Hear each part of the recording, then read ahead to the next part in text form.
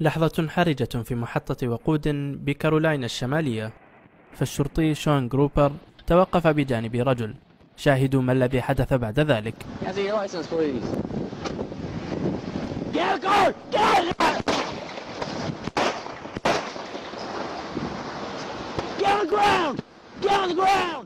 عندما التف الرجل إلى سيارته لإخراج الرخصة، أطلق الشرطي النار عليه بشكل فوري.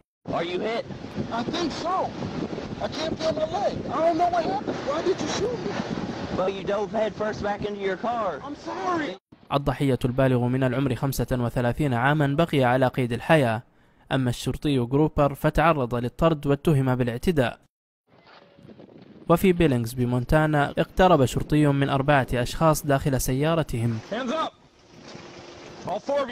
ويبدو أن الشرطي جرانت موريسون تعرف على أحدهم، حيث اشتبهت الشرطة بتورطه في حادثة إطلاق نار بوقت سابق.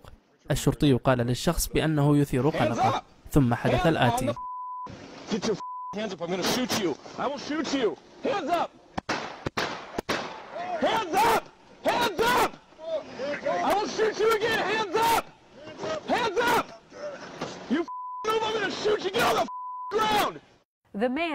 الرجل الذي قتل كان أعزلا، لكن الشرطي موريسون قال إنه خشي على حياته لأن الرجل استمر بإنزال يده اليسرى رغم تحذيرات الشرطي له برفع يديه، وتم الحكم بأن حالة القتل كانت مبررة.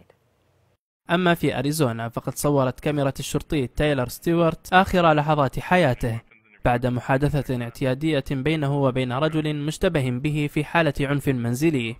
الشرطي ستيوارت لم يكن يمسك بمسدسه، لكن شاهدوا ما الذي حدث عندما طلب تفتيش الرجل.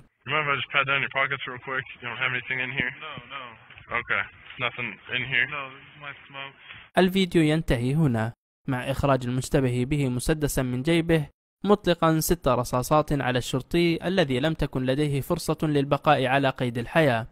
الشرطي قضى في المستشفى، أما المشتبه به فاستخدم سلاح الشرطي لقتل نفسه.